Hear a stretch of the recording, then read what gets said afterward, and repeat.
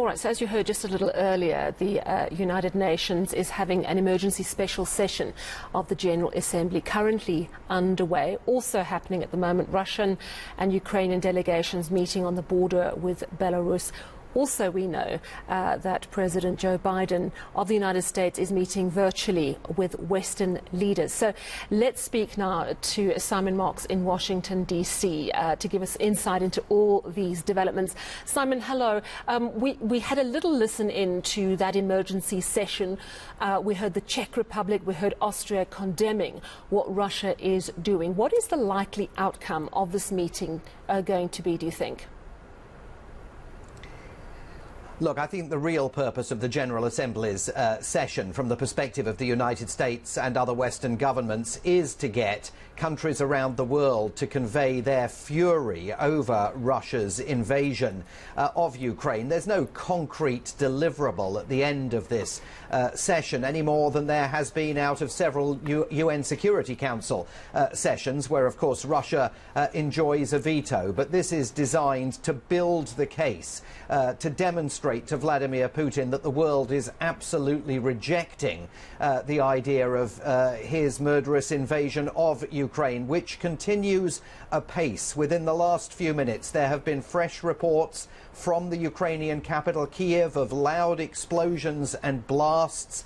People once again scurrying for bomb shelters and for whatever safety they can find, including, of course, underground station platforms, with reporters in the city saying that Russian forces are now getting closer than they have been already to the centre of Kiev. But it is important to underscore that President Biden and Western leaders, I think, are really amazed by the fact that we're now 5 days into this conflict and the Ukrainian resistance of its armed forces and of members of the public fighting back against the Russians has so far stopped President Putin's army from taking control of a single major population centre in Ukraine. No one this time last week envisaged that that was going to be the likely outcome of a Russian invasion of the country.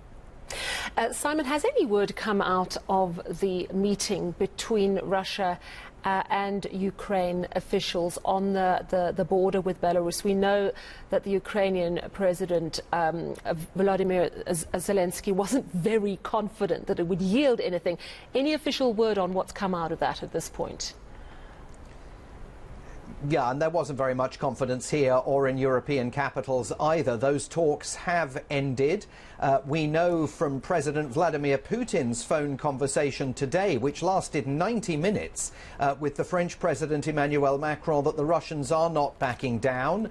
The Russian leader indicating that he is demanding that Ukraine recognises Russian sovereignty over the Crimean Peninsula, which, of course, President Putin seized from Ukraine back in 2014. He says he wants Ukraine to be a neutral state. That is a fancy way of saying Ukraine should never be allowed to join NATO or move closer to the Western family of nations. Well, within the last couple of hours, the Ukrainian President Volodymyr Zelensky has responded to that by signing membership papers for the European Union. He says he wants to take Ukraine into the EU immediately. And finally, President Putin told the French leader that he wants to pursue the demilitarization and denazification of Ukraine, which are the phrases that he has used previously to indicate that what he's trying to do is topple the government of President Volodymyr Zelensky. So no indication of a breakthrough from those conversations. Over the weekend, Russia put its nuclear powers on high alert. Simon, just how serious is this? I mean, is it something that, I mean, I understand there are a few more stages to go, but would Russia really be seriously considering that? Or is it just war talk, saber rattling to say hands off what we're doing? Well, I think that's the question that is causing real concern here and in other parts of the world. I mean, there's no question about the dramatic historical moment that we're witnessing here. This is the biggest national security crisis any American president has faced since October 1962, when John F. Kennedy faced off against the Soviet Union during the Cuban Missile Crisis, another crisis that threatened to go nuclear. It is notable that President Biden did not respond in kind to that decision by President Putin to put his nuclear deterrence forces on a heightened state of alert. The United States being very careful here to avoid being dragged into a military conflict with Russia.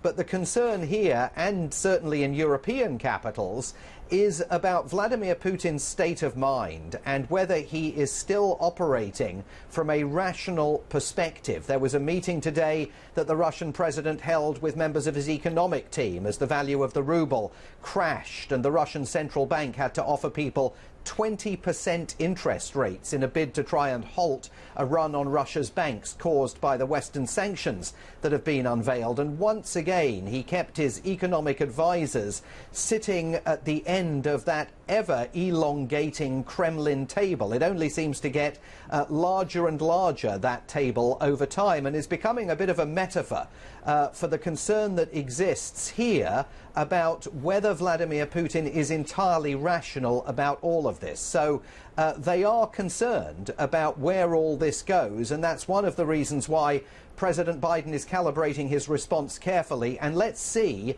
how President Biden addresses all of this tomorrow night here in Washington, because tomorrow night he's making his State of the Union address to a joint session of Congress with, of course, the Ukrainian crisis serving as a very dramatic backdrop.